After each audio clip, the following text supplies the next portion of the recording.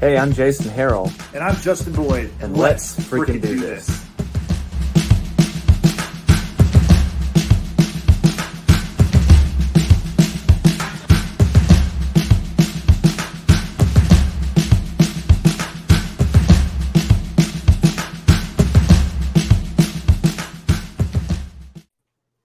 Welcome to episode number 16 of Let's Freaking Do This. My name is Justin Boyd, and once again, I'm thrilled to be joined by my good friend Jason Harrell, also a musician. Jason, how you doing today? Bonesaw is ready. No. Sorry, I feel like I stump you every time I ask you that question. I'm good. Sorry. Maybe next time I'll give you some trivia or something. Just start off. Yeah. We just spent like 5 minutes making Spider-Man references to Bonesaw, the Macho Man Randy Savage character in Spider-Man, the Sam Raimi Spider-Man. Anyway, I'm good. I'm getting slowly getting over my cough. I'm still going to hack every now and then, but I feel like when I woke up this morning, it was, I would say, about 35% less congested, and my coughs seemed more productive. So, sounds like a weather report or something. Right, or like the War Department reports during Vietnam. We have 35 improvement in congestion and no casualties. Just for the people who are listening and watching, if you ask Jason just a generic question like, how are you doing? Get ready for a very thorough answer. He will not like, okay or good. Nope. He's going to tell you. Okay. All right. Wait a minute. Do you really want me to say good? Somewhere between good and quantifiable is like normal conversation. I'm okay. But I like the aggressive swings. Yeah. Those two. Like, I'm going to be Fred Norris on this podcast. Am I the Fred Norris character that I never speak? I just use. That's a Howard Stern reference. So, anyway, Jason, let's get to the show. Please introduce us. Are we doing a show? This live show right here. Let's freaking do this. Oh, that's right. Episode 16. Jason, introduce us to the guest, please. We got JR Tully. Hello. How's it going, JR? It's good. Episode 16. 16. Yeah. So that's it seems like it should be like episode 3. Yeah. Not fast. Not in terms of like how many shows we've done, just like how professional we are. Probably actually episode 1. Episode 1. It's cool. Your podcast can get a driver's license. There you go. Work at McDonald's. Yeah. You'd probably say the same thing about us. Yep. Hey, but I can buy cigarettes if I want to. This podcast can't. Not yet. That's true. And I support McDonald's workers. They keep me fed. That's true. They're nice. They're humbling because they don't give a shit. I agree with you on that last and part. It's important to have workers that don't give a shit. I think that's a really important. I think that's an underappreciated working class echelon. Yep. I mean, if you've got nothing, you got nothing to lose. So. Yeah, I mean, that's kind of my philosophy. Yeah. It's a dignified work, and I like being yelled at by strangers. Makes me miss Baltimore.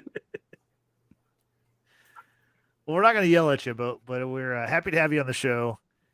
So, JR, you're coming to us from. Are you in San Antonio? Yeah, I live in San Antonio now. I moved here from Baltimore, Maryland, back in 2020, right at the beginning of COVID. Oh, wow. So what brought you to Texas? Was tired of being yelled at by strangers. We're very friendly here, so I do miss that. Because it really genuinely doesn't happen as often down here. Right. People are noticeably kind of warmer. Whereas like in Baltimore, you just be like, there's not a lot of excellent customer service. It's cold. People they don't have time for it. And I kind of appreciate that rhythm. But my wife and I got married in Baltimore, but we had been planning on moving out of Maryland for a while just to kind of homestead, just to kind of get out. And we kind of made a list of cities. San Antonio was on the list because my sister lives here and my grandmother had moved here. And we ended up visiting and really loved it. And it sort of had everything we were looking for in a city. So tougher to launch a country music career in Baltimore. It's a little easier in San Antonio. Is there a country music scene in Baltimore? Yeah, there is. Because Baltimore, historically speaking, is much more a southern city than it is a northern city. It's only really been considered a northern city demographically since like, I don't know, the late 60s into the 70s. Really, it's like it was a southern city, and then white flight happened, and it just started to take on characteristically northern stuff. The people that were moving in were tending to move in from the north, and so it took on more of a Philly, New Jersey vibe. But prior to that, like if you go back and watch old John Waters movies and stuff, you'll know if you watch Crybaby, all that the whole subplot with the swimming hole where they're down at the swimming hole, like that's not out of place for Baltimore. I knew a lot of kids with deer antlers on their cars and dressing in camouflage on out of uniform day in high school. It's interesting. Yeah. So you mentioned you moved here, or you moved to San Antonio like before? Is it before the pandemic or after? Or after it was really right in that first sort of beat of anxiety. So I had moved here, like we had been planning on moving here that summer anyway, and I lined up a job, and the deal was basically like, you can have this job, but you have to start next week. And so I just like quit my job, threw a bunch of stuff into a bag, got in the car and drove here and stayed with my sister. And then 3 weeks later, the whole country shut down. Yeah. So then I flew back and kind of rode out those first couple months with my wife, Grace, at our apartment in Baltimore. And then our lease was up, and we were like, well, we have this enhanced unemployment. Like we can kind of make this happen now in a way that we sort of didn't have a plan for. So we really just sort of threw everything into a moving van, and we put our deposit down on the apartment over the phone. It was all sight unseen. And it was a really wild time to be moving. I was reading a lot of Cormac McCarthy. It was like, it was a scary time. So you moved down here for the job, but then the everything got shut down. So you lost that job, I guess. Yeah, I lost that job that fourth Monday of March. It was actually the same day my wife got laid off from her job in Maryland. It was like the day that everything started losing their jobs. So, but we kind of were like, well, if I'm going to be unemployed anyway, like why not be unemployed in the place we're trying to be? Like, you know what I mean? Yeah. Like we don't know how we're going to make rent in Maryland either. So like, let's just go to San Antonio. Right. Yeah, that makes sense. I mean, there's a lot of people found themselves in the position of like, what the hell do I do now at that point in time? Like it wasn't more than 2 or 3 weeks after that I lost my job too. So it was hard to imagine things being particularly worse here. It was sort of like, well, if nothing pans out and, we don't know what we're going to do, at least we have family there. And like my family had moved out of Baltimore at this point. Like my parents live on the Eastern Shore in Delaware. Like my siblings are all in different states. So we were like, well, we'll be near family and at least it's warmer and at least there's, Topo Chico, and you know what I mean? There's like all the things that we were excited about are all kind of still here. And all the things that were scary were sort of scary wherever we were. So we were kind of just like, whatever, we'll see what happens. Yeah. So you came down here around that time and you started releasing music like what, a year or so later. So were you playing music in Baltimore also, or did that something you just picked up and wanted to do here? I had been playing music in bands for a while, like through high school. Okay. And then when I got to college, I sort of tried unsuccessfully to get some projects off the ground, but they were all very like emo, acoustic, like very kind of Elliott Smith, Bright Eyes, kind of like really lo-fi, sad boy stuff. And just couldn't really get anything to stick. And then when we decided that we were going to be moving anyway, it was like, okay, well, I'm not going to really put a whole lot of work in. And when we got here, I was like, all right, I'm here. I'm unemployed. I have nothing to do. And I'm in, this sort of in this area, this hub area of cool country music, and I tried to kind of let myself be inspired once I got here. So that first like summer of kind of convalescence, I just used to basically just write and write and write until I started writing stuff that I thought was good. And then by that point, I had kind of connected with a couple musician friends, and we were ready to start recording. We weren't playing shows yet, but we were like, well, let's record stuff and put it online and kind of see what people have to say about it. So how quickly did you form the Dreamland band? It's a hard to answer question because the formness of the Dreamland band is still kind of nebulous. Right. Yeah, I was going to ask you because like who are the members of the Dreamland band? The Dreamland band is primarily my friend Hunter, who he goes by GH Jackson on his like official stuff, but I'm not gonna say GH. It makes me sound like Daniel Plainview. Like you don't know him? Yeah, right, exactly. So my friend Hunter and I started kind of writing together, and he was like, I think you have cool songs and I want to record, and I want to get better at producing and recording. And so let's kind of work on these things together in tandem.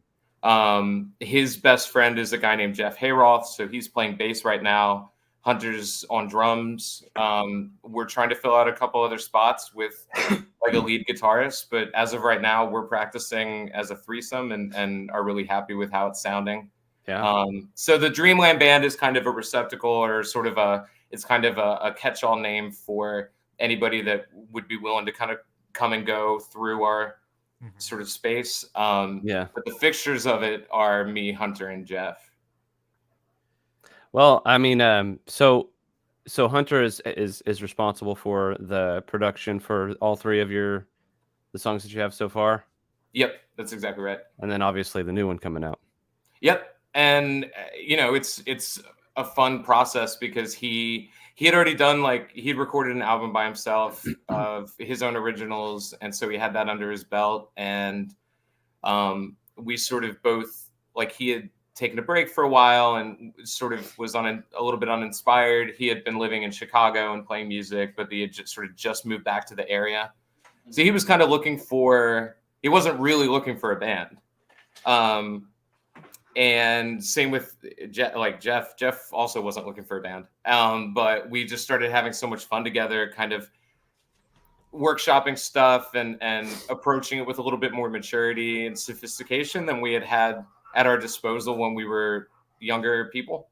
And we've been so happy with how everything's coming out that we're sort of like, all right, well, let's go ahead and give this a try. Let's see if we can actually do this. This is our kind of one last hurrah before we resign ourselves to middle age. You don't have to do that. I know, and I won't. I won't do that. But if I don't tell myself did the same thing. I'm worried I won't have the ambition. So that's kind of what I'm saying. I did the same thing. I decided that at a certain point that I had gotten to the point where I needed to have a real job and not give up my sort of whatever. I mean, but my dreams were more like superficial. I was like rock star type dreams. Right. Yeah. But I did that. I kind of decided I shouldn't do it anymore, and then picked it up, years later as for better reasons. I think just wanting to create good music. So. Yeah, I think that's kind of where we're at. I think our scope of what success would look like is a little bit more properly calibrated than maybe it was when I was in high school and playing hardcore music and screaming in a band and being like, yeah, this is my retirement plan is screaming in a band. Right, screaming in a microphone every night. Yeah, so I was like, it's a little bit less. It's not embarrassing to think about commercialization and distribution and having a business plan. That sort of felt like kind of it sort of felt a little bit obnoxious to be thinking that way when we were playing 2 shows a year to our girlfriends in high school. Yeah. But now it's kind of we all have day jobs, and we all have a little bit of experience, and we all have a little bit more confidence to look foolish if that's what it takes. So, let's go ahead and let's do this learning every lesson that we learned in high school and actually manage our band like a starting a business, and let's promote our shows recklessly and creatively and obnoxiously so that we can try and get people out, because we always just wanted to look cool in high school, but now it's like I'd rather be uncool and have people hearing my songs. So, and speaking of hearing your songs, this is a big week for you. The timing of us having on the show was great timing. Thanks for Jason for booking that. But you've got a new song coming out on Friday. So tell us what the song, kind of means to you, what it's about, and just talk about the song. Sure. So we have a song coming out on Friday. That's November 4th. As you can see, it's called "She Shouldn't Have to Leave Texas." It'll be available on fine streaming platforms everywhere. Midnight in whatever time zone you happen to be listening in. But it's very overtly and pretty clearly from the image there, if folks are watching the stream. It's very overtly in response to the political situation in Texas and in other conservative states, and the position that puts women in, and especially trans women and trans men, and really anybody from a host of disenfranchised communities that are really just kind of stuck in a vice grip by state and local legislations. Their laws, trigger laws that kicked into place after Roe v. Wade was struck down. Legislation about how teachers can talk about LGBTQ issues in school, characterizing having a trans kid as child abuse. There's a net of, kind of violent political rhetoric that is kind of all around a bunch of people that are living in some really beautiful, lovely states with really beautiful, lovely communities, and people are scared. And this song is kind of an attempt to acknowledge that anxiety and kind of make a very overt plea to people that might be listening to say, well, regardless of whatever ideological, perspectives you're bringing into this situation that we're all finding ourselves in history, if we can boil it down to just, she shouldn't have to leave Texas. People should feel safe going to the supermarket. People should be able to go to church without being shot or being abused. People should be able to explore sexuality and identity without worrying about becoming homeless. People should be able to be homeless without worrying about dying on the street. All just these kind of tumbling dominoes of issues. If you can boil them down to just, community and respect and empathy, I think you can get people involved that might be sort of put off by some of the politics. So This is sort of my attempt as a somewhat straight white guy to kind of wander into the conversation and go, well, maybe I can, I've staked out a platform here. And if I'm going to do that, then I sort of feel a responsibility to acknowledge issues that people that don't have my privileges are facing. Yeah, it's funny when you were talking about coming here and people being warmer here and friendlier here. I think there's a lot of people here in Texas who, a lot of us who kind of struggle with that identity as being, or maybe not identity, but like this like connecting with the heritage and the sort of the way that we are so proud of being Texans, but then, juxtaposed with the political situation that exists in Texas for so many of these people. Like I have a friend who's, I have a friend who struggles with that herself. She's trans, but she also very much loves Texas, her identity as a Texan, Mm-hmm. And she kind of fights against this idea that Texas is backwards and we're just a bunch of redneck, assholes, I guess. Mm-hmm. But at the same time, we have legislation that does what it does and puts people at risk. So I generally am not somebody who finds myself comfortable speaking about politics that openly.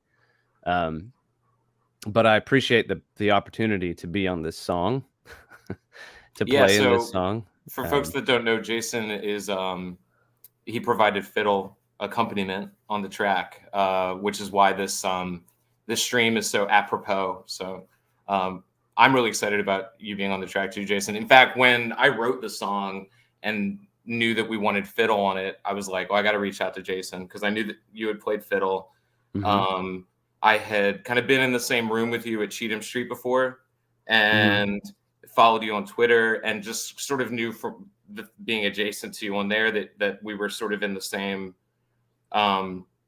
wheelhouse, if not ideologically, at least empathetically, and I'm at a point where like that's good enough for me, if we can get 80% of the way there with most people just being kind, then like I don't need to grill people about how they think potholes should be filled in. It's right. Like I don't know squat about economics. I don't know anything about that stuff. I couldn't speak to you at length on like, class warfare or whatever, but I don't know. I was talking to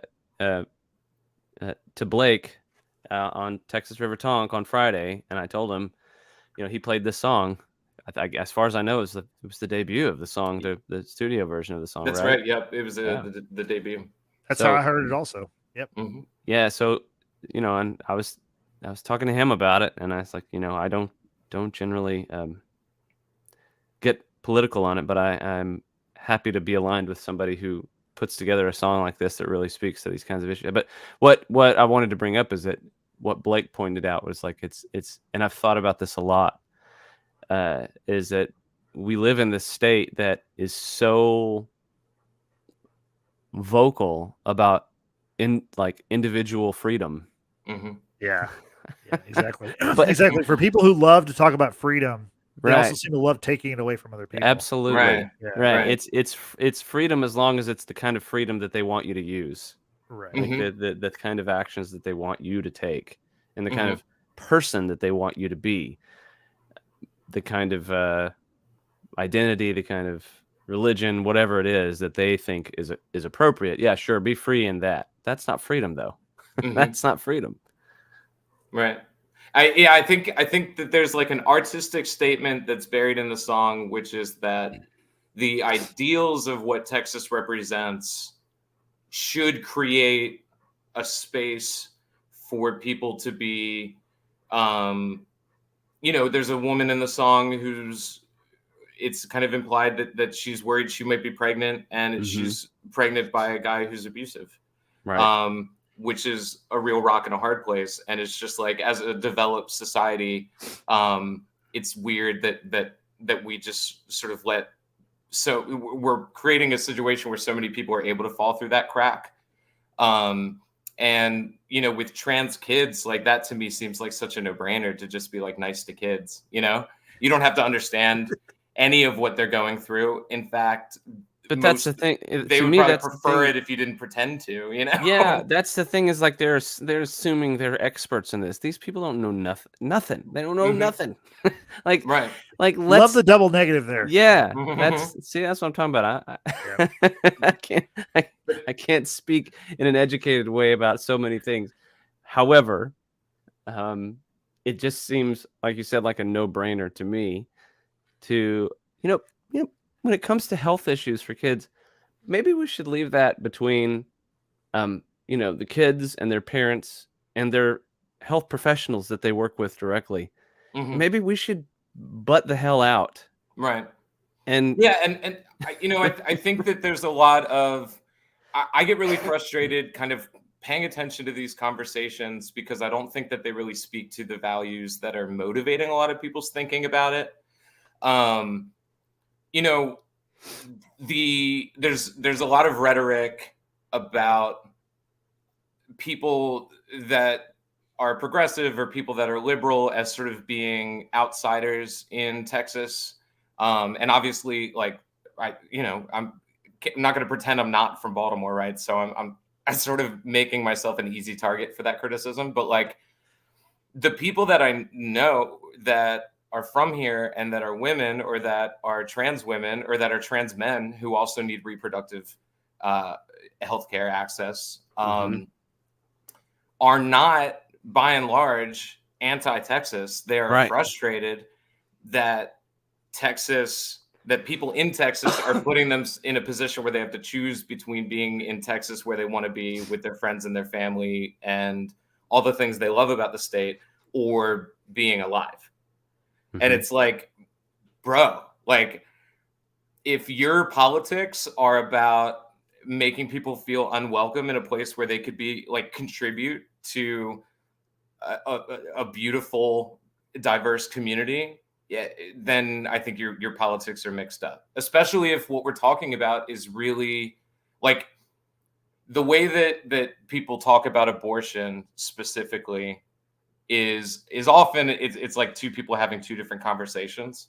But like, issues with trans kids are always being framed as like, we need to reduce access to healthcare for trans kids in order to protect kids. But it's like, bro, you protect kids just by being kind to them and giving them space to explore and like recognizing that whatever they're doing really doesn't affect you at all. With abortion, it's a little bit different because most of the people that are critics of it are criticizing it because it's ending a human life and they consider that murder. So that's a little bit of a trickier conversation to just be like, whatever, just love people. Right. And I think it's worth acknowledging that. I don't think enough people that are in favor of reproductive rights are willing to kind of acknowledge that, like, the arguments against abortion are all predicated on it being murder, and not enough people kind of engage with that idea. Right. But like with trans kids, it's like, just love them. Just love them. Just stop kicking them out of your house. If they will want to kill themselves less by dressing the way that they want and going by a name that's different than what they were born with, that's a pretty strong value for what you're actually spending. Okay. Yeah. Your kid is a different name now. I mean, allowing somebody to identify as the gender that they feel that they are is actually health. Like, it's actually a treatment. Like, it's actually treatment for the mental health issues that they face. Like, the mental health issue is the dysphoria that they feel. The treatment for it is letting them be who they feel like they are. Like, it's actually a treatment. It should be so uncontroversial that like a wardrobe change and changing your name is like, most trans people I know are not, if they're interested in going through any kind of gender affirming surgery or anything like that, it's like a ways off. They're saving up for it. They're beginning the process. They have there's to be a lot, on hormones and there's a for lot certain amount of time. Like, there's a lot of thought that has to go into that from that perspective as well. I mean, it's a personal decision. Like, they've got to figure these things out. There's consequences and pros and cons to all of these things that they personally have to face. And again, it's all for the sake of their mental health. And that's the decision that they have to make about what makes them a healthy individual. But and by and large, they'll have a much easier time making that decision about what amount of gender affirmation will make them comfortable in the day-to-day. And it's none of my damn business. Yeah. And they'll have a much easier time making that decision without pressure from people that really are not they have no dog in the fight. So that's what the song, it's like, okay, if I, as a not trans person and as a not woman, am gonna kind of wade into this discourse, then I really better be sure I know what I'm saying. Mm-hmm. Right. And to me, it seemed very the simplest thing to do would just be to build the song around the idea of just they shouldn't have to leave. They should be able to be here and be safe and be comfortable and be happy. Yeah, it's a good message, I think. I was gonna ask you about the postcard and like just kind of the imagery you're kind of setting up here. Um, are you gonna be like, is there like gonna be a postcard campaign? Are you gonna be giving away those postcards at shows? Because I mean, it's kind of a cool idea. I mean, Yeah. So like I knew I needed to do something promotional for it, and I knew that we had to come up with a cover. And so I really was actually going a whole other direction. I have these prayer candles that were going to be the cover art. I was going to take some pictures of those, and then it just kind of hit me that the way the phrase worked out is it kind of lent itself to this image of a postcard, and I really liked it because it's postcards like this, these kind of like traditional postcards are all about like I'm in a place, where I'm really excited to be and I want to like share it with you. And that's kind of how I feel about Texas. Like, yeah, I have a lot of friends, and most of my family isn't here and hasn't been here, and I don't want them to get the impression that what I'm saying is that like Texas sucks. It's just that we need to change things to make Texas suck less. And so I didn't, the original versions of the postcard were a little bit more vitriolic and a little bit more aggressive about the politics. And I wanted to kind of dial that back a bit and make the cover a little bit more subtle so that if you're looking at it, you just see it as like a postcard from Texas. Like, yeah, like I want to go to Texas. I want to go on that vacation. But then as you kind of look closer, it's kind of reveals itself that no, there's a lot happening kind of behind Texas that is kind of insidious and dangerous and scary and is putting people, in really untenable positions.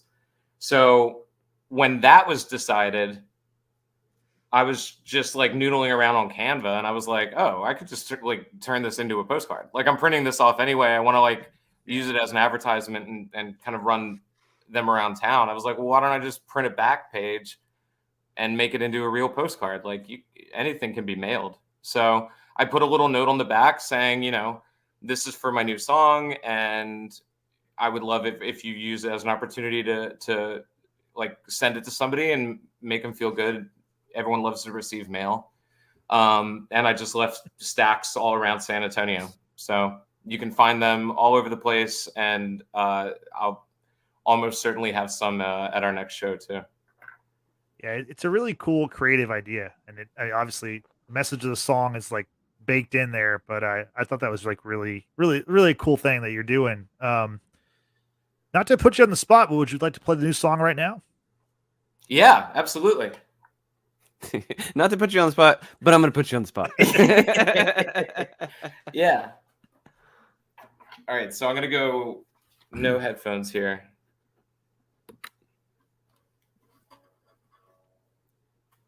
All right. Am I all echoey? No, you sound good. Good? Okay.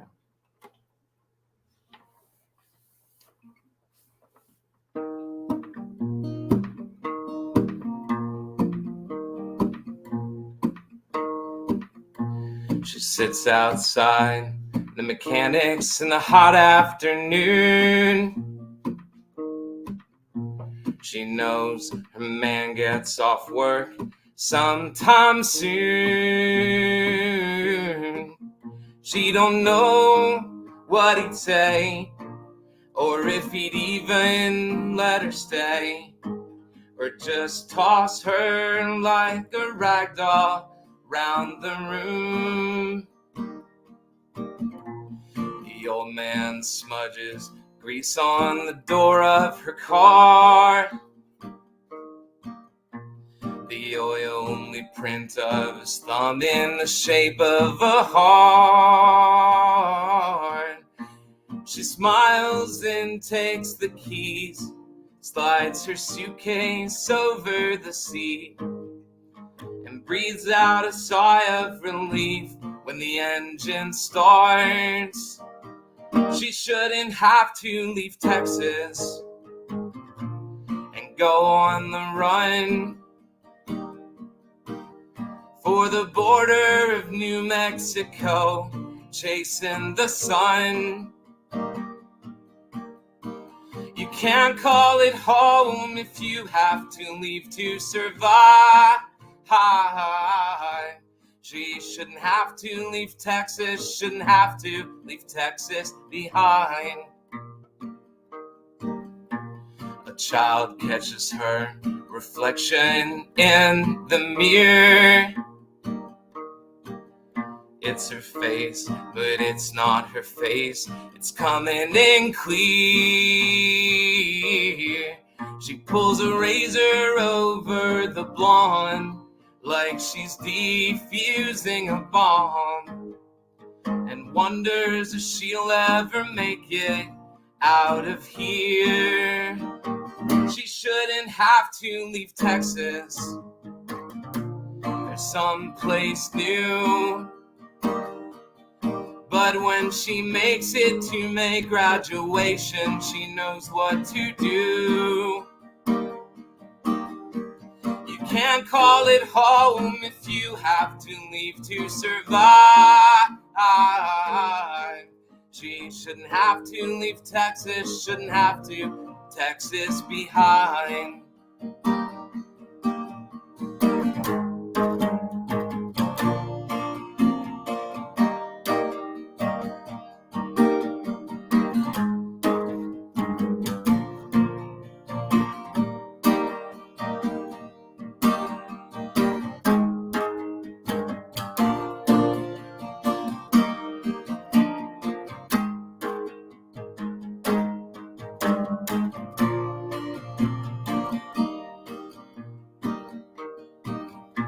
She dresses like a boy to avoid ridicule. Her girlfriend waits for her by the backyard pool. They talk about homework and band, and Maria tightly holds on to her hand. She takes a deep breath when they get to the door of her school. She shouldn't have to leave Texas for anywhere else. She's a Lone Star daughter, she just wants to live as herself. You can't call it home if you have to leave to survive. Shouldn't have to leave Texas, shouldn't have to leave Texas behind. You can't call it home if you have to leave to survive. She shouldn't have to leave Texas, shouldn't have to leave Texas behind.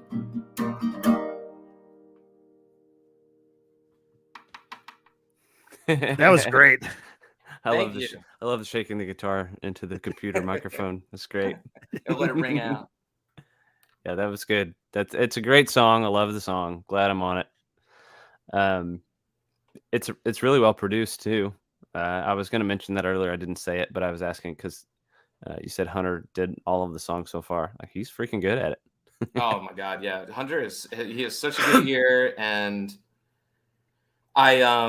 I feel like a lot of time when I've been trying to find people to play music with, it's been tough kind of trying to find people who were willing to kind of tolerate my weirdness, and kind of like, as soon as I start feeling like I know what I want to do, I get bored and want to do something else. And Hunter just has a really good ear, and he's extremely creative, and kind of like a man obsessed, sort of in the same way that I am, where it's like, if we get an idea that we like, we'll spend all night working on it and researching how to do it until we figure it out. Yeah. So I feel very, very grateful for having met Hunter here. I like your style is very much I like hearing what, you know, kind of your, um, I don't know, your background in the music, because the style of the songs that you're putting out are pretty unique, I think. I don't know. I can't think of any mainstream artists that are coming with that same sort of indie type of feel to these songs. It's like I mean, I definitely feel like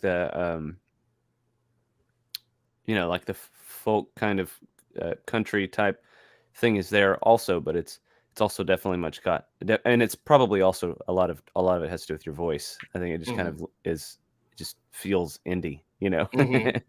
But Yeah. Uh, and it was a little bit tricky when I first moved here too, because I was trying to like kind of show my songs to people, and it's like mhm. I felt like I had to send them 5 songs anytime I sent them anything, because it's like if you just hear one song, it's all kind of part of you know, I'm just like I said, anytime I start to get into a lane, I get really bored of that lane and I go to something else. But Mhm. it's all cohesively Americana, Mhm. but around the edges and what it's adorned with is always going to be just like stuff that interests me, stuff that's a Mhm. little more avant-garde, stuff that's a little more theatrical, stuff that's a little more aggressive. Mhm. Because my background's in punk rock and like hardcore music and heavy metal music. That was really how I found like, you know, country and western music, was sort of through punk rock music. And so that's kind of the lens that I see it. Mm. It seems How like did how most did you guests we've had find? have been that way. Go ahead. Yeah, that's true. Yeah. There is a lot of crossing, like crossroads between like the punk influence and the country influence. It does kind of interest me though. Like I don't know. You said that you kind of found your way to country music through the punk. Like how can you maybe give us a little bit more information about that? Like how do you feel like punk kind of how you kind of found your way to country through punk? I think a lot of what drew me to music as an artistic medium was it all started as an interest in film. And so Mm, when I started listening to like the kind of hardcore music that was popular in like the early aughts and then like the mid aughts, mhm, um, what really jumped out to me was the theatrics of it, you know, that like the orchestral aspects and, um, you know, like bands like Under Oath, that whole like sort of Christian hardcore moment I was really mhm, into when I was in high school. Bands like Norma Jean, Under Oath, The Chariot, Devil Wears Prada. They understood kind of how to create a space for their music to live in. mhm, And the amping up the drama of it and kind of creating this sort of like almost kind of like King Lear Shakespearean stage on for these songs to exist was super compelling to me. mhm, And the whole time I was watching film noir movies and detective movies and like started to get really into westerns, and I felt like there was an opportunity to use that same approach to country music and Americana music. Tom mhm, Waits is another artist that does that really well, right? Like Bone Machine is a record that it establishes its perimeter and it says like, all right, you're locked in here in this space with this record, and you're not in charge. It's going to happen to you.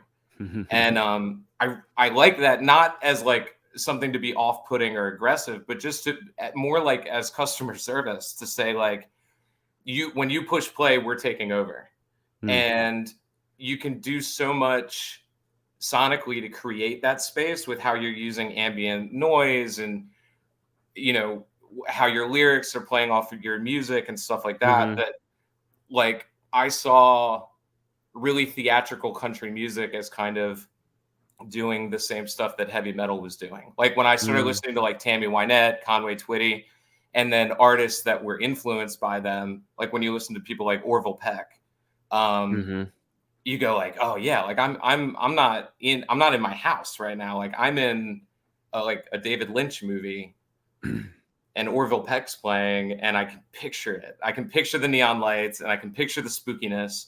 Yeah. And so that's what attracted me to country music, was the idea of like neo westerns and neo noir, and how outlaw country was sort of as a genre in a position to kind of step into that space. Yeah. That's my super heady answer to that. Well, I think I'm tracking. Like I feel like there's God, this cough. I feel like one thing that country music, and I guess if you want to call it outlaw country music, really likes to do is tell a dark story. Right. Like you know, the long black veil. Mhm. Like like Goodbye Earl. yeah, Goodbye Earl. That's right. Yeah. It's a murder song. Yeah, it's for certainly is. Yeah, for certainly. See there's my grammar again. For certainly.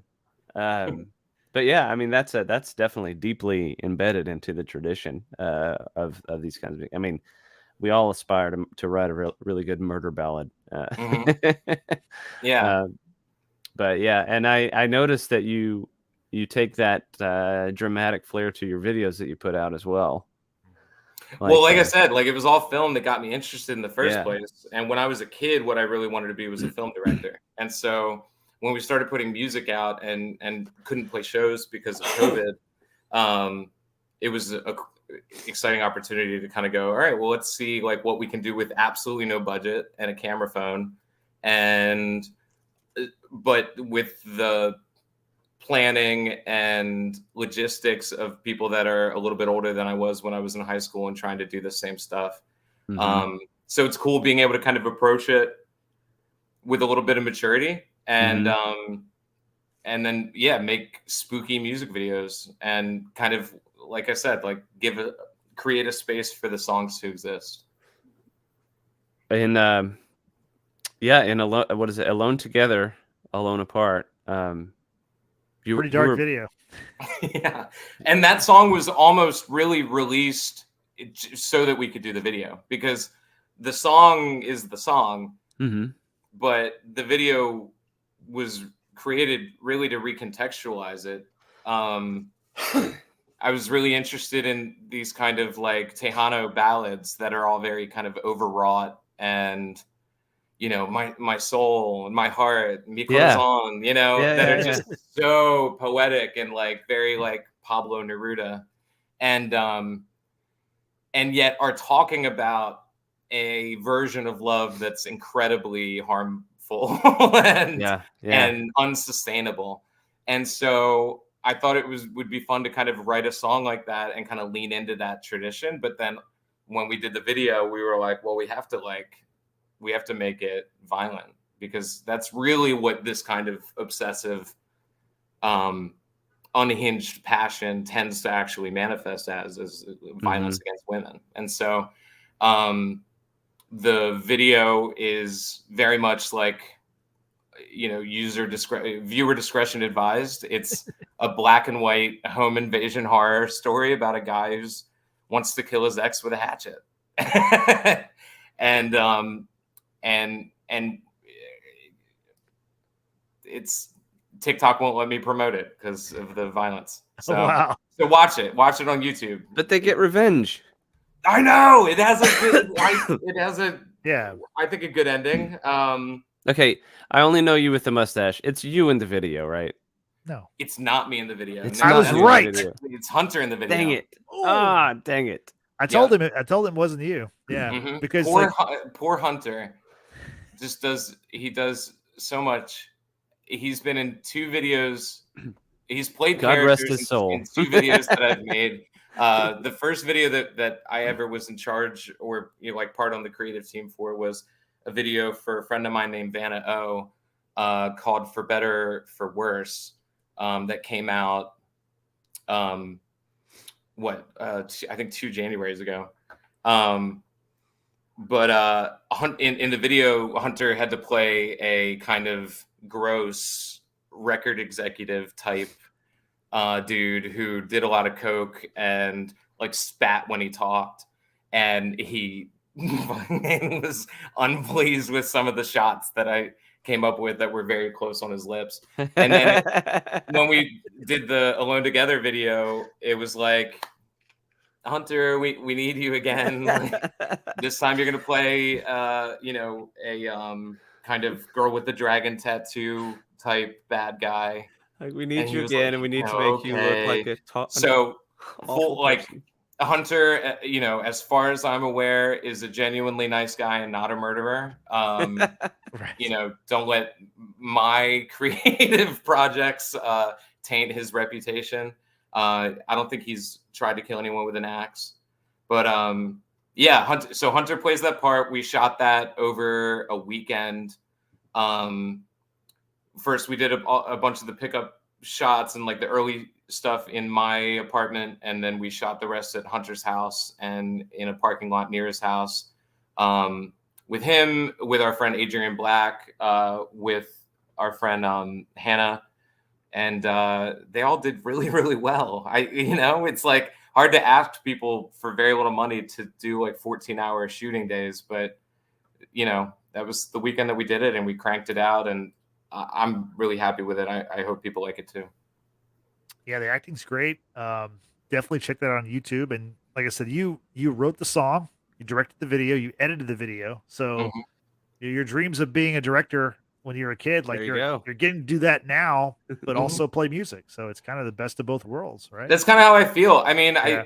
I feel like when you start like a creative project, you have to kind of think about legacy a lot, because like you know, if I got hit by a truck today, then the audience that has seen my art is very, very small and will mostly be limited to like family and friends. And so it's like, well, I want to take that really seriously, you know, because if I got hit by a truck today, like my nephew growing up would be able to have them say like, you know, yeah, your uncle like put out some songs. And so I know that whatever I'm doing now is almost exclusively going to be heard by like my mom and her friends. And so I want it to be good. And I want it to be something that my mom would be proud to show her friends, because I know she's gonna. And that might be the only positive impact that I make on an audience, is like my mom feeling comfortable showing her friends stuff. So you know, if nothing else has ever happened, I've at least been able to be a part of some music videos that I think are cool, make some songs that I think are cool, collaborate with people that I think are really talented, and you know, like make a lot of friends. Anything else so far has been extra, and I'm happy with that for now. Yeah, the videos are great. I would say just stay out of the roads until Friday, at least, right? Till Saturday, I guess, right? Like get to Friday, right? Sure, avoid that truck until Saturday. Well, that Justin may not know this, but that song is going to come out on Friday, whether JR gets hit by the bus or not. That's true. That's true. Okay. Yeah. Okay. Well, I'm like about to like. But we definitely don't want you to get hit by the bus. No. Okay. Yeah, and you know, I always talk that way because it amuses me to like lean into not being superstitious about stuff like that. Right. And so I remember I was working at this company, and I was like starting off in this new branch with some people I hadn't worked with before, and somebody, you know, it was like a really long day, and someone was like, all right, everyone, like get home safe or whatever. And I was like, or, you know, might be a good day to go off a bridge. I'm pretty tired. That sounded like might be kind of nice. Yeah. And they were like, what the hell is wrong with this guy? And later on, when I was moving on to other things, one of the dudes was like, yeah, that was like the first joke that you made was like about dying on the way home on your first day. And that was pretty weird. And I sort of felt like, you know, all right, this guy might be okay. There you go. Well, then you just introduce him to your sad boy music, right? And you just exactly. It's all go from there. Yeah. It's, you know, it's all gallows humor. Like I think for I don't know how much my Irish American Catholic Irish heritage comes into my music too much, but if it does, it's coming in through kind of gallows humor and dark humor and a general pessimism. Yeah. So JR, tell us about another one of your videos. I think this might have been your first video for your band, was a song called "Floating Bone." Mm-hmm. There's a lot of witchcraft in that. Yeah. Again, very theatric. Yeah. We shot that like last October. And so the song itself is very much about kind of folk witchcraft. I had been listening to a lot of podcasts, and I was listening to this podcast called Snap Judgment, and the whole kind of conceit of the podcast is that it's like true stories told by people, and then they kind of dress it up and add some theatrical elements to kind of make it into more of a teleplay. But this guy was talking about growing up in like South Carolina and the like witchcraft that he was hearing about people engaging in through his grandmother, and how like there was this really mean guy in their town, and like somebody killed him by cursing a cat bone and sticking it in his pocket. And it's such a cool story, and I really like encourage everybody to look up Snap Judgment Spooked, which is like their spooky sister podcast. And it's excellent. I think it's called Cat Bone Curse is the episode name. But it really like details what is involved in this curse, and I was like, that's a whole story, just like the idea of putting a curse together. So then when it came time to try and kind of create something visual for that, we were like, well, what's kind of an interesting way that we can approach the idea of witchcraft, or the idea of, what types of situations somebody would have to be in to feel compelled to resort to dark arts. And so the idea was that this woman is in an abusive relationship and is kind of calling upon a demon to kind of inhabit her so that she can take care of her marital problems. So we got a Ouija board, and we went out and got a bunch of, a rattlesnake head in a we jar. got a rattlesnake head and a deer skull. Those are all on my mantle right now. Okay. And little did you know, you actually summoned an actual demon. Right. There was a lot of concern about that from some of my more spiritual friends. My friend Nikki, she made me promise to burn sage before we shot anything with a Ouija board, and like wanted me to do like a salt ritual. And I was like, I was like, do they summon demons every time they make a horror movie? Like that would be a lot of demons. Yeah. So I was like, I think I'm just going to take the risk and not buy any not add stage to the budget. It sounds like it could be a plot to a horror movie, though, where you're making a music video pretending to summon demons, and all of a sudden, right, you summon a real demon. Mm-hmm. But so far, no demons, as far as I can tell. Though I don't know if I'd really notice. Yeah. It would just be another dude, somebody else hanging out in the house, Yeah.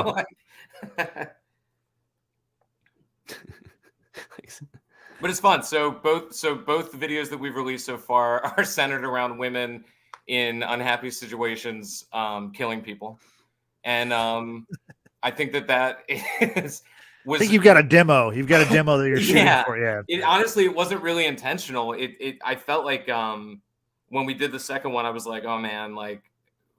I was worried that people were going to think that I was trying to ingratiate myself to that demographic. You know what I mean? Like, I don't know, just doing it to do it. Like, well, like we'll make sure that we get the blue wave listeners just by making sure that everything is super women's rights. But it's genuinely, for me, it's when I'm thinking about things that inspire urgency in me.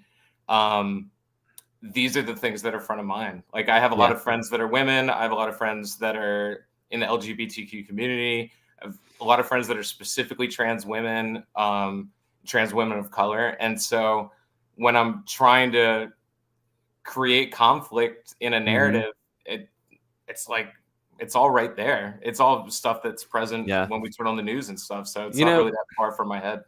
I would like to spend some time digging into this idea a little bit more but I just have a superficial awareness of it. But like, there's this whole thing about like horror movies where like there's this such thing as the last girl, right?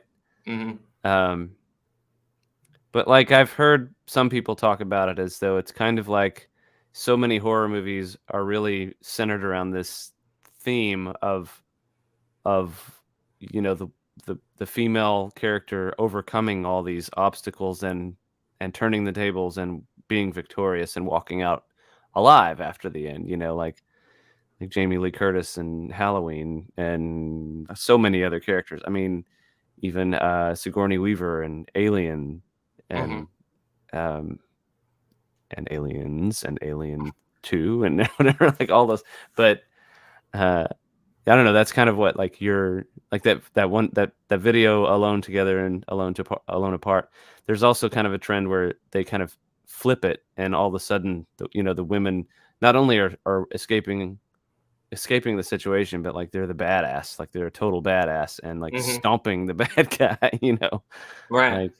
Like, and honestly, like the inspiration for that came from, to be honest, like Full Metal Jacket is like cinematically where that idea came from, because that movie is really thematically doing that in the whole second half. You have these guys that are in a place where they don't really belong and are, exploiting the residents of Vietnam, and they're exploiting, creating a situation where the natural resources are being exploited, which is something that had been happening in Vietnam for decades, even prior to Vietnam War. And that whole sort of format gets inverted when they start getting picked off by a young female sniper. So I was really interested in that. But, trying to cram, you end up having to cram a lot of choices into a short amount of time when you're trying to make a music video and do it in a way that's thoughtful. And so we didn't have a lot of choices. So we had to try and make the most out of the ones that we had, but we wanted to make sure that we didn't portray our protagonist, as in a virginal way. We didn't want her in white, we didn't want her. Like she takes a shower and puts on her PJs, and she's wearing like, I don't know, like a crop top and comfy shorts, like it's her ex-boyfriend, so there's like a sexual component between them. We showed them kissing and, being intimate, being familiar, because we didn't want to do the thing where in order for a woman to survive in a horror movie, they have to be a virgin. Right. Right. We didn't want to. Yeah, I know. And that's what I like. I'm aware that there's a lot of complexity to this whole idea of the last girl. So I know it's like, it's not always as pro, female as it might sound on the surface when you say, well, it's about a woman overcoming the obstacles or whatever. But because there's a lot of these things that get fed into it, like you have, like you said, like there's this idea that that's like throughout all these horror movies, like having sex is bad, so that'll get you killed if you're in. Right. And I don't want to portray that idea. Right. I don't want to create a world where people think sex is bad and don't want to have it, because I think sex is great and want to keep having it. So that's, I feel like I have a dog in that fight. But like on top of that, we don't want to reinforce binaries unnecessarily. And and it's not that like there's a lot of binaries that exist in society that really just like aren't getting people killed and really aren't urgently like something that need to be excised from art. Right. So like it's not like just doing it just to do it, but it was more like, okay, as we kind of go through this process of building this narrative and fleshing out these characters and kind of putting them in a situation where they're going head to head, what opportunities do we have to be a little bit more thoughtful about it than just another guy that likes film going, oh, what we're going to do is we're going to have like awful things happen to a girl right after she takes a shower. Like, right. I know a lot of I know a lot of women that have been involved in film, like in college, or that are involved in film, or are like trying to get acting careers off the ground, or just like enjoy acting on the side.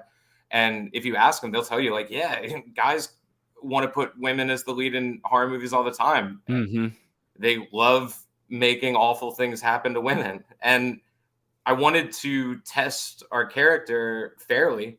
And create a situation that she had to rise above so that, we could demonstrate to the audience, what she was made of. But we didn't want to do it in a way that was exploitative unnecessarily. So it was fun to work with our lead, Hannah, a lot about what we were portraying and how to do it in a way that she felt 100% comfortable with and she felt was true to her experience as a woman. Right. Things like that. So well, it it's was also very collaborative. It was a lot of fun. I mean, it just also not just considering the whole thematic thing that is going on. It's also something that happens to women. Right. Like I mean, it's something that awful that does happen to women, and and it's it's nice to see the woman get it's not to say the revenge or whatever, but I mean she does. I mean she does. She does. Yeah.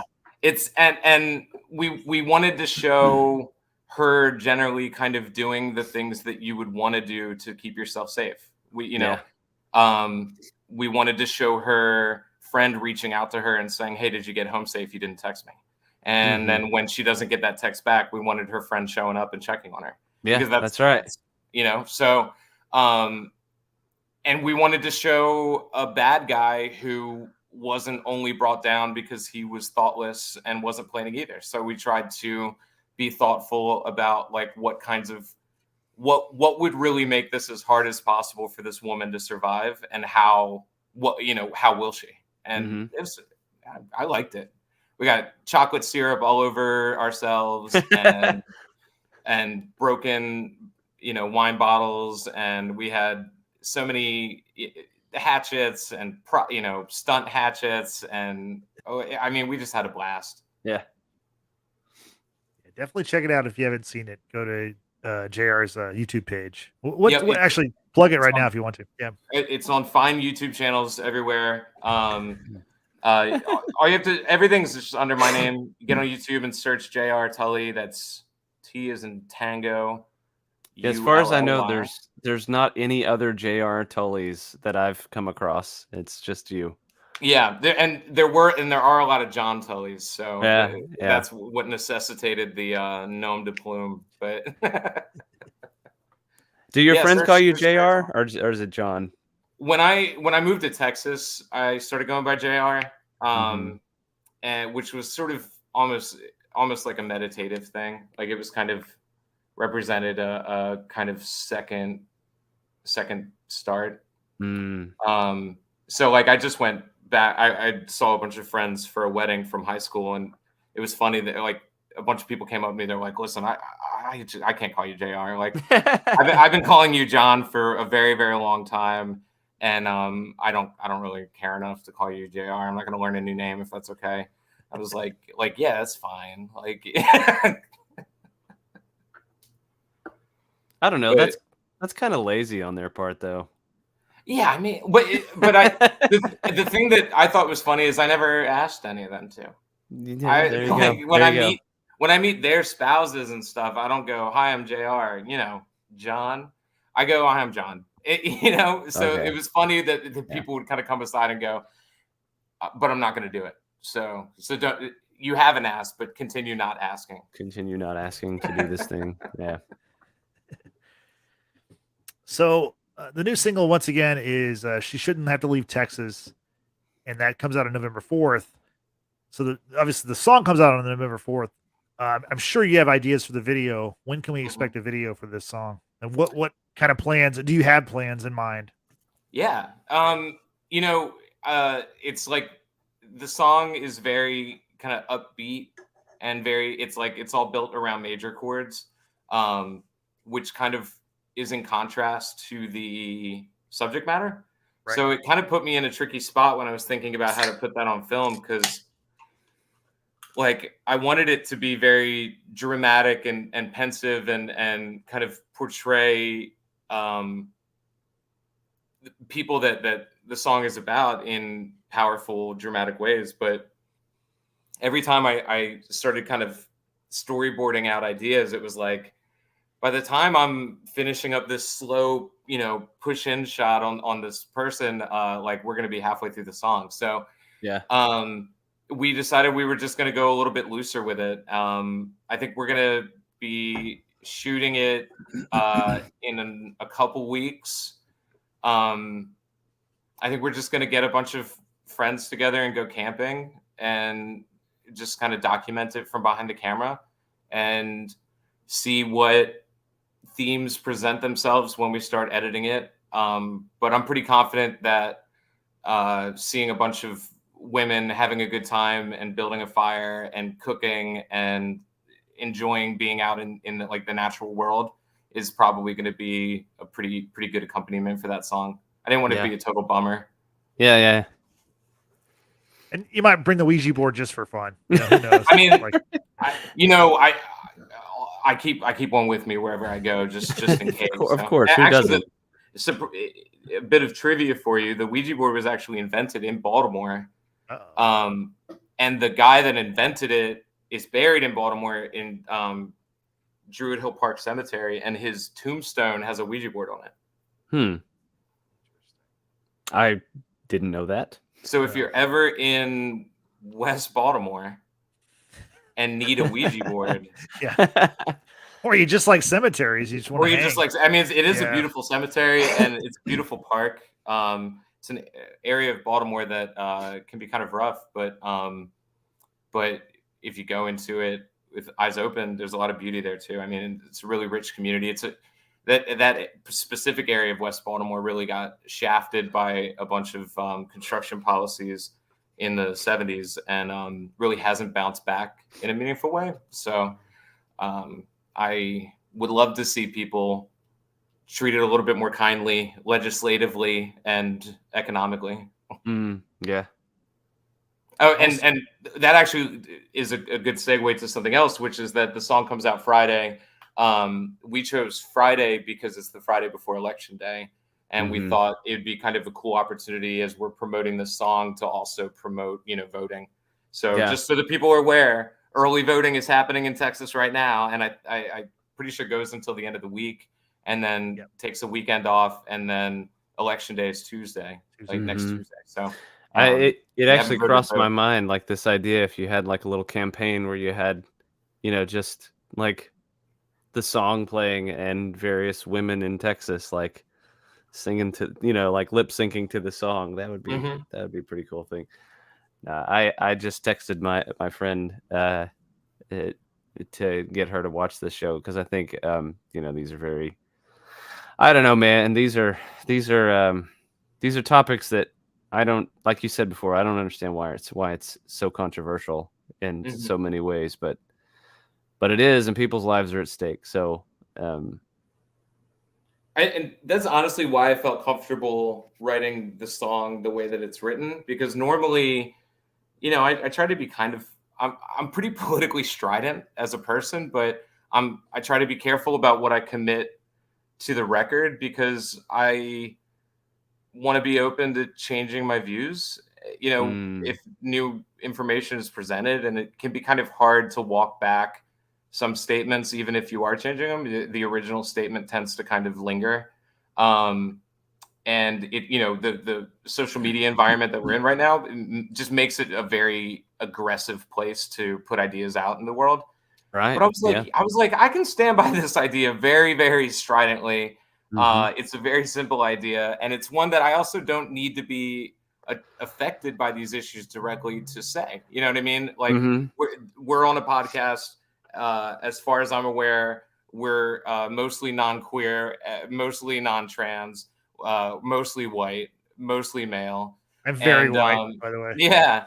So it's sort of like, tune in for an hour and a half of us chatting about a bunch of other people's business. But it's like, I don't need to be a trans person to say that an easy solution to a substantial amount of problems would just be people being kinder and putting kindness ahead of their own discomfort or their discomfort about the world changing around them. And so I felt like that was a statement that I could make as a privileged person. And a healthy dose of mind your own damn business. That's also another thing. Right. Yeah. And that's in there too. The third verse is these girls walking to school and talking about homework. Yeah. Like that's just what it should be. That with minus all the unnecessary anxiety and gay bashing and inability to access healthcare and worrying about being taken away from your parents, whatever. Yeah. Kids should be able to walk to school and talk about homework.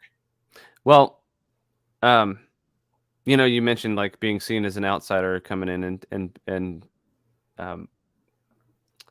into this Texas scene or whatever. Like, I don't know anything but Texas. I don't know. I think maybe it's I hope it's valuable for somebody like me, being a straight white male from Texas, saying, leave these kids alone. Right. Just let them be who they need to be and let women do what they need to be. It's their own damn bodies. And you wouldn't I don't know, as a straight white male, I don't want somebody else telling me what I can and can't do with my own reproductive health. Know? So yeah. What's good for the goose is good for the gander, as they say. So right. I agree. And I think people just leaning into the ideals of sort of what Texas represents and what the traditions and sort of mythology of Texas kind of point to is a solution here. And it is really a solution to so many problems. Not really that I'm like a libertarian, but I think that I have a lot of sympathy for the idea that if something it really isn't costing you anything, or if you can't make an argument to ban it that doesn't hinge on your personal spirituality, then just get out of the way. You know what I mean? It's like, I don't know. It's just stupid. Like the First Amendment's super clear. When I was a kid, conservatives taught me, like my parents are very conservative. The way I was raised and how it was reflected in the institutions of American government and politics are just gone now, the way that people talk about them. And, it's not that there wasn't a far right movement in the country then either. It just wasn't so normalized. Right. And people were so much less comfortable putting ideology over American values. And I just want people to choose American values, because America needs a lot of work, but there's a lot of good in the American story. And I think if we're committed to telling that story, it starts with, letting people live. Yeah. Agreed. That's all I have to say about that. Bye. Yeah. That was a thanks for listening. Yeah. Mic drop, close your laptop moment there. This is how all my job interviews went during the Very charismatic there. So there's no great transition from that, from what you said to just asking you, would you like to play another song for us? Yeah, I would love to. Okay.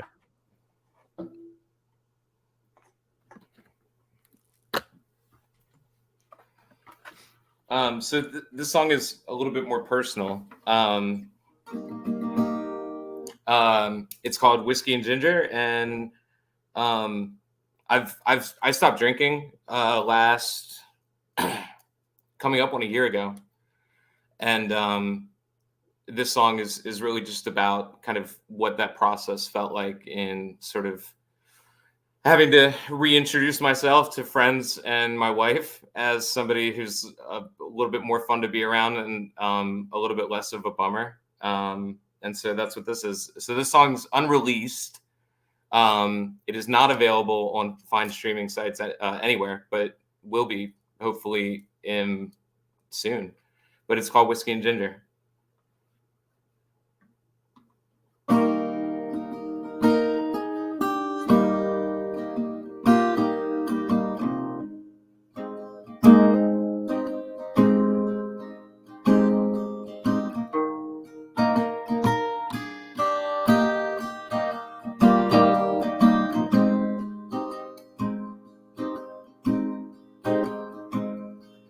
Sorry I drank so much wine all of the time, whiskey and ginger, falling asleep in my car after the bar, my head on the window. You drove me home. Ground your teeth bone to bone, and I slept without a care in the world till I woke up alone.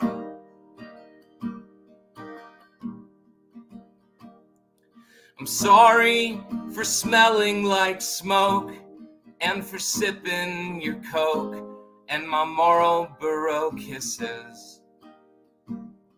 My love was the moon in the sky, distant but bright, and halfway in darkness. But the satellites float like the songs in your throat. And we're astronauts traveling there to bring pieces back home.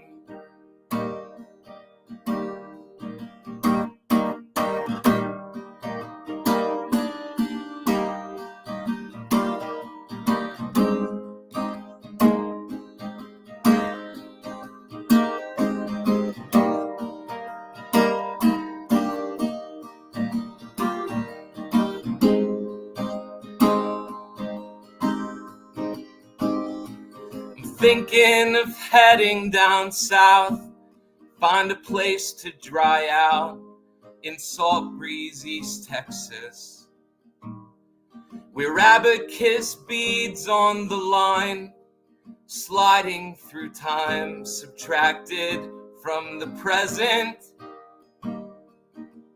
like in Galveston Bay, where the ghosts float away through walls and halls blown flat, but still standing today. Thank you, gentlemen. That was great.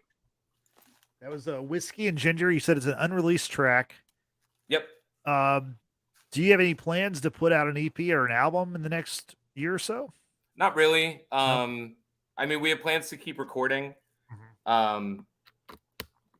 But in kind of beginning the band and beginning the project in the midst of COVID, we sort of made a decision early on that we were just going to keep putting out music as we released it and just keep giving people stuff to kind of find and chew on in between shows and in between other kinds of releases.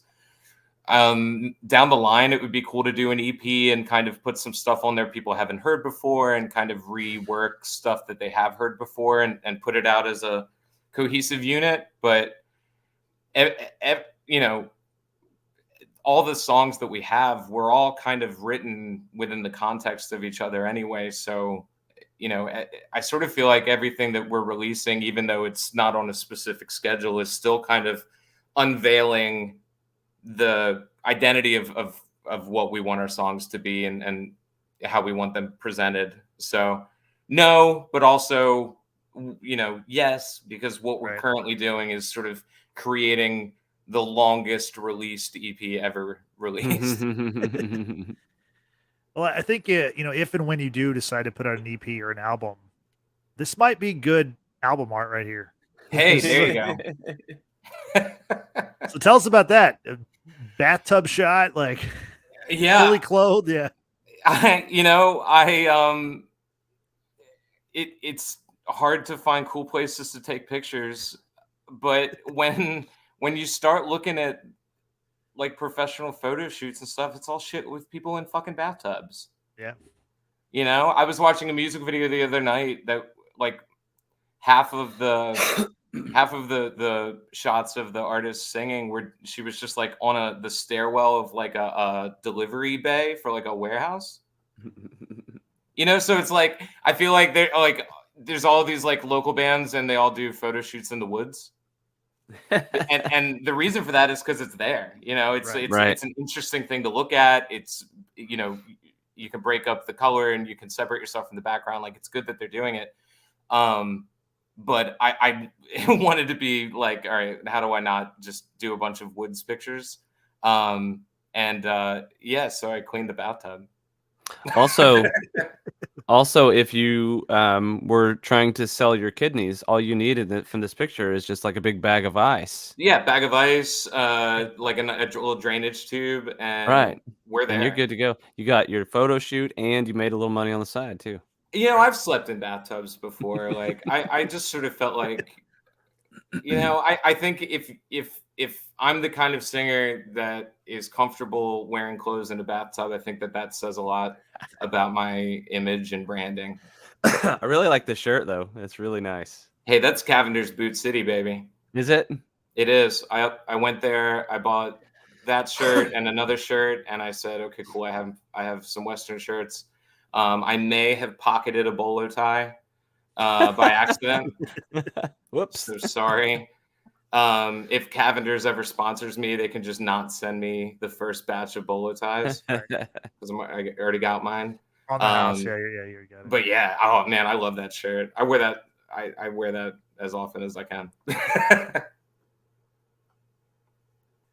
So, I know you've got a show coming up, but I was going to let you talk about what other shows you have coming up besides this one, and you can also plug this one too. Yeah, nothing really. This is actually really our first show as a band. Cool. I feel like we've sort of done everything in the wrong order, but like it's fun. So I'd been kind of running into difficulty booking shows when we were ready to, because I came here from elsewhere and don't really know anybody, and it can be difficult to kind of break in. But like a year ago, I met Phoebe Quinn, and she's just an incredibly talented songwriter and has been putting music out in San Antonio in one form or another for years and years and years. And so in a lot of ways, Phoebe kind of took me under her wing and kind of was sort of my, sort of Dante's Inferno-esque guide to the San Antonio music scene. And so we knew that like as soon as we were booking shows, and she's just now releasing music after a break from doing that too, we were like, well, we're going to like play together. And then Ashley Bailey was one of the first musicians I ever met in San Antonio. When I first moved here, I just went out drinking by myself. I think I went out with people, but then they got tired. And true to form, I was like, well, I'll just stay here alone. So I was on the St. Mary's Strip and was just talking to a bouncer about playing music. And he was like, well, you should go talk to those people because they're musicians. And Ashley was sitting at that table, and we started chatting and exchanged social media. And it's really very kind of serendipitous that the first show that we're playing, like that's kind of, I'm hoping is the introduction to like what our live show is going to be, is with like these two incredibly talented and incredibly welcoming women. we're playing out in San Marcos at Wake the Dead Coffee House. That'll be on November 26th. It's a free show with a suggested cover. We wanted to do that because, like money sucks, and money sucks, especially when you're living in a college town. So, if people are able to support the music, by dropping some money in a jar, like anything is appreciated, but they definitely don't have to. We're just going to be excited to like put on a good show, and we hope people come out. Yeah. Very cool. Definitely check it out. November 26th in San Marcos, Wake the Dead Coffee House. Yeah, bring your high school friends when they fly back for Thanksgiving. Like, bring your parents. I think it'd be a good time, and then as for like the next show, call me. Like we're booking. So if anybody wants to put a show together, like I just want to do all the dumb, annoying things that you have to do to find an audience. I'm very, very excited about getting out and meeting people and promoting myself and the music that we're making. And I just want to be super corny with it. And so if other people want to be corny and obnoxious musicians and see if we can inspire people to kind of leave behind some cynicism that they might bring to local shows, like hit me up. I'll do it. I'll play anywhere with you. Very cool. And how can people find you on social media? Or, I mean, obviously we have your link site scrolling across the screen, but how can people find you on social media? Yeah, I appreciate you guys doing that, by the way. So I have the same handle on everything. It's at JR Music Forever. That's the number 4. And that's on Twitter, Instagram, TikTok. You can connect with me on any of those. I just sort of cycle through them throughout the day. And obviously, like, follow us on Spotify, follow us on Tidal, follow us on YouTube. Pre-save the song. It's all that stuff is super annoying to ask anybody to do because we're all in an ecosystem where we're just constantly having advertising yelled by people that are sort of trying to find ways to make money through the internet. But if anybody listening wants to really make somebody's day, like, follow an artist on Instagram because they will notice, and it's very exciting when that happens. It is. I agree. Yeah. Like, I second that. Yeah. So at JR Music Forever, and also Jason Ray Harrell. Exactly. Yeah. We're going to plug everybody as we get out of here. It's like when you get that little notification and then you're like, this is probably a bot. It's probably some porn site. It's probably whatever. Yeah. I find that on Twitter, I do really, really, really good with like very attractive Slavic women that don't post very frequently. Right. And have very new profiles. Yeah. They just joined like 5 minutes ago. Right. Yeah. Yeah. I used to just, if somebody followed me, I just follow them back. I just thought that's what you kind of did, but I've learned no. But I mean, honestly, like the degree to which social media is a way to like really support like local artists easily is evident with this. Like that's how you and I met, Jason, was just like in this sort of kind of rowdy, like silly class clown exactly. Like cafeteria table of like alternative country people on Twitter. But it's also incredibly supportive, and like it is. If anyone listening wants to be buddies with like what are almost certainly some of the next really great artists in country music, like hop on Twitter, follow me, follow Jason, follow the other friends of ours that we're interacting with, because it's a community of people that, are really, really funny and sweet and welcoming and very clever and very motivated. And very very beautiful. It's how we booked. Yeah, very beautiful. Yeah. It's how we've booked every single one of these episodes so far. So yeah, it really is. It's really paid off for us. And before we get out of here, I know Jason's too humble to promote this, but he's got a big show. He's got a couple of big shows coming up this weekend. So if you're in the Dallas-Fort Worth area on Thursday, he's playing Lava Cantina in the Colony as a part of the Jarrett Ray Reddick band. So check out that. They're supporting John Wolfe on both Thursday, November 3rd and Friday, November 4th here in Houston, my hometown. The Jarrett Ray Reddick band will be at Good Company Armadillo Place, again, here in Houston. And then, Jason, the day after Thanksgiving, Black Friday, you've got a big show at Legacy Hall in Plano. Yep.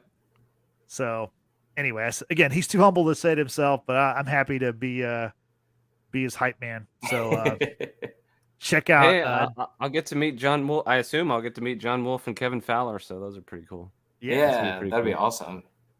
Add that to your bucket list. So definitely check those out if you're in the area. And once again, the new single is coming out on Friday from JR Tully. She shouldn't have to leave Texas. It's going to be on all the fine streaming platforms. And even the ones that aren't so fine. Right. Right. We're not naming names, but we all know a couple. Mm-hmm. And if you can't find it, follow me on Twitter and we'll video chat and I'll sing it for you. I really, really want people to hear this song. I'm really excited about it. I think it's, I think it's timely, and a lot of really talented people, worked hard on it. And I want their work to shine too. So Jason, you specifically, Hunter, Jeff, this song is a big collaboration, and people should look it up. Listen to it. Yeah. Or, find JR on social media. And if you're going to find him on social media, find us on social media. We're on Instagram and Twitter. We're at LFDT Pod. Again, at LFDT Pod. So give us a follow. We'd appreciate it.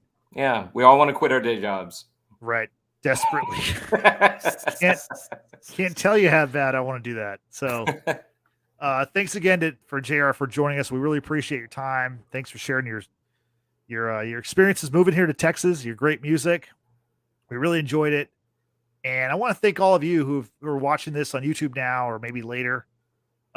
We really appreciate if you could, give us a like this video, subscribe to the channel. That stuff really helps us. Also, we're on podcast platforms like Spotify and Anchor.